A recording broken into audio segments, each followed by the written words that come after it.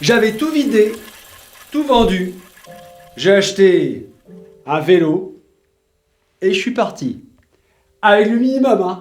Une brosse à dents, un slip, des boîtes de sardines et le bouquin de Christelle.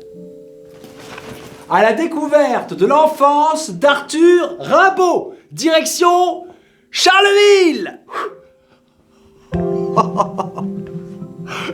Rien de plus puissant que de sortir de chez soi et d'éprouver la route par sa propre force physique. Je me sentais illuminé par la nature, par les sons, par les couleurs du ciel. Waouh, un arc-en-ciel. Waouh, un arbre. Ah, un camion. Et je me suis demandé pourquoi je n'étais pas parti avant. Et surtout, pourquoi tout le monde ne faisait pas la même chose. Pourquoi tout le monde n'était pas dehors en train de pédaler ou marcher sur les sentiers. Pourquoi Rimbaud? Parce qu'en fait, je me sens plus proche de Rimbaud parce que Rimbaud, il vient de la campagne, comme moi. Et que il a réussi avec les poèmes de sa jeunesse, puisqu'il n'a écrit que jeune, parce qu'à 20 ans, il avait cessé toute écriture poétique. Donc, c'est comme l'emblème de la jeunesse, en fait. Ce que j'ai la sensation de perdre jour après jour, cette jeunesse qui s'en va, mais qui est toujours là. Mais grâce à Rimbaud, il y a un côté jeunesse éternelle, en fait, qui me plaisait. Et puis le côté aussi du sale gosse qui vient de la campagne et qui essaye de percer à Paris. Son grand projet, se rendre odieux, cynique, cruel et monstrueux, son dérèglement de tous les sens, l'isolait de plus en plus. Et seul Verlaine continuait à le soutenir. Ça s'est passé pendant le confinement et j'ai commencé à apprendre des textes pour travailler ma mémoire parce qu'on ne pouvait plus sortir, plus jouer.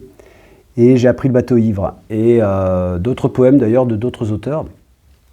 Et en apprenant le bateau ivre, je me suis rendu compte de cette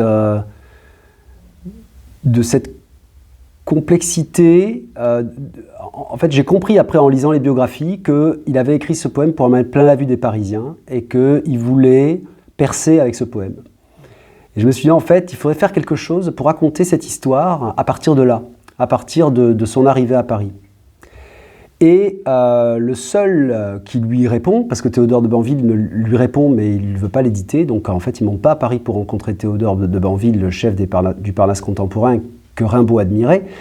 Et puis en discutant avec Delahaye, son meilleur ami, Rimbaud décide d'écrire à Verlaine, de lui envoyer ses vers. Du coup, Verlaine lui répond « Venez, chère grande dame, on vous appelle, on vous attend ».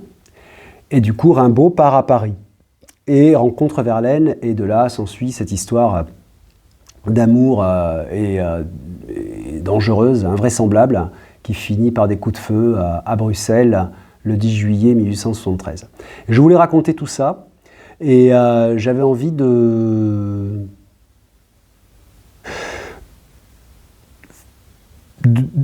faire en sorte de faire comprendre que la poésie, ça n'est pas un truc d'intello. Que la poésie s'adresse à nos sens autant qu'à notre intellect, voire plus même, celle de Rimbaud. Et que je voulais du coup trouver une histoire moderne, une histoire d'aujourd'hui, une histoire qui concerne tout le monde ou qui nous rappelle des gens d'aujourd'hui en tout cas, cette histoire de burn-out dans une entreprise. Ah bah vous savez quoi? Ah bah c'est pas mal du tout Charleville-Mézières. Rimbaud la trouvait supérieurement idiote parmi les petites villes de province. Peut-être à l'époque. Mais aujourd'hui, c'est moderne. Il y a des pistes cyclables. Ils ont le TGV. Mon personnage, Romuald, vient raconter comment il a fait un burn-out dans une entreprise et comment il a prononcé une drôle de phrase. En quittant son job, il a dit « je vais acheter un cheval et m'en aller ». Et sa collègue lui fait comprendre, lui montre que Rimbaud avait écrit cette phrase en 1881 dans une lettre à sa mère, depuis l'Abyssinie.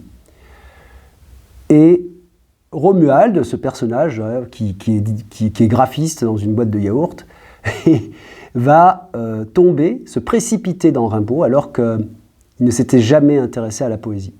Et ce que je voulais faire passer, le message que je voulais faire passer, c'est que la poésie, ça peut arriver à tout le monde, c'est pas grave, c'est quelque chose vraiment qui peut nous élever, nous donner un sens à l'existence, des choses parfois qui paraissent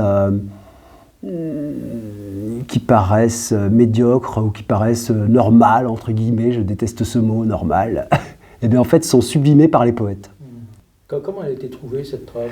Eh bien, petit à petit, avec mon co-auteur, metteur en scène, qui s'appelle Nicolas Vallée, Qui n'est pas là aujourd'hui. Qui n'est pas là aujourd'hui, non. Non, il n'a pas pu venir, il était en tournage. Nicolas Vallée et moi-même, on cherchait un point de vue sur cette histoire de Rimbaud. On cherchait une façon de l'apporter au public.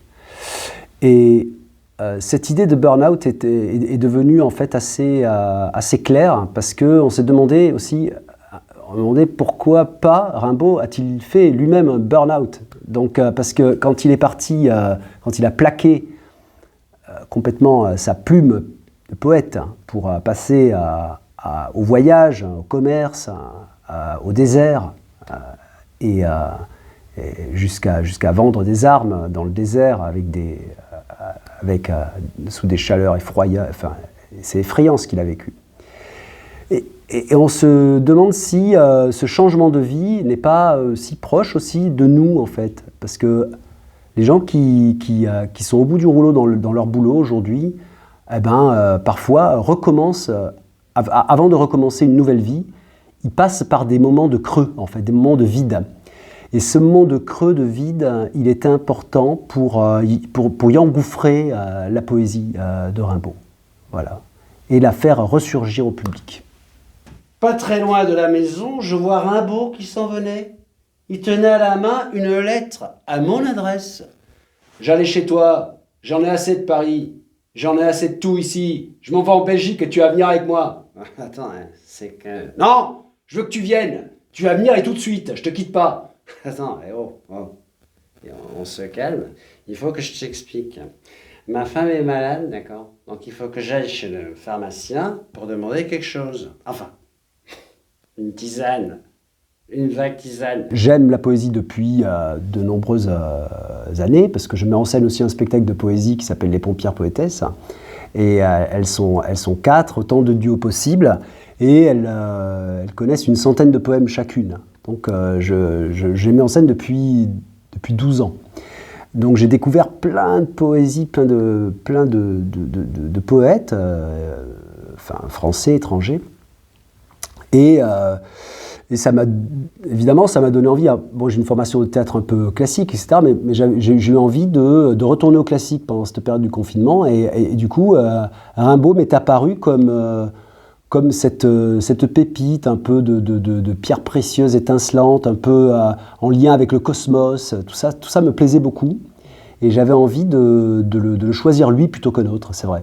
C'est la deuxième fois que tu parles de confinement. C'est-à-dire que s'il n'y avait pas eu le confinement, est-ce que tu aurais croisé Rimbaud?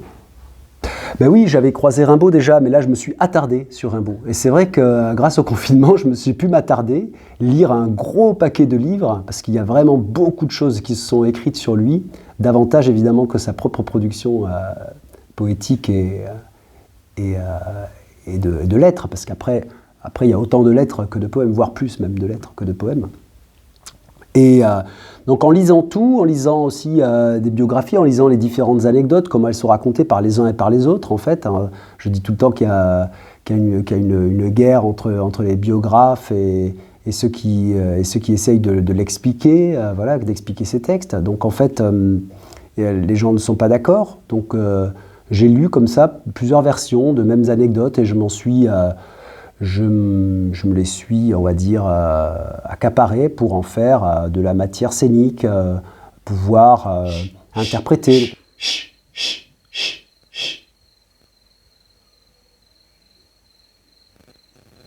Pourquoi l'azur muet et l'espace insondable? Pourquoi les astres d'or fourmillant comme un sable? Si on montait toujours, que verrait-on là-haut?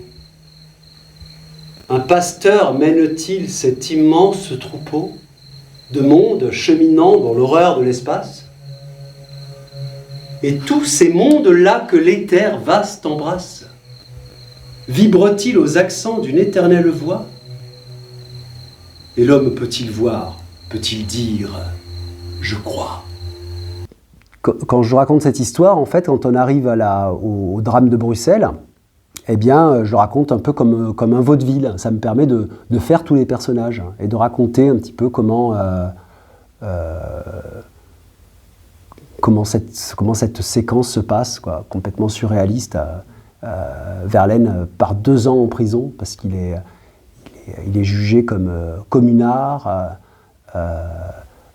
homosexuel et meurtrier. Enfin, en tout cas, il a tenté une tentative de meurtre sur Rimbaud. Donc tout ça m'intéressait au plus haut point. J'avais envie d'en faire... c'était comme un film dans ma tête. Donc en fait, j'en ai fait un peu un road movie de tout ça. Et toi, les traces de Rimbaud, comment... Eh ben moi, je suis allé sur les traces de Rimbaud avec mon vélo. J'ai vraiment fait ça. Je l'ai fait un petit peu...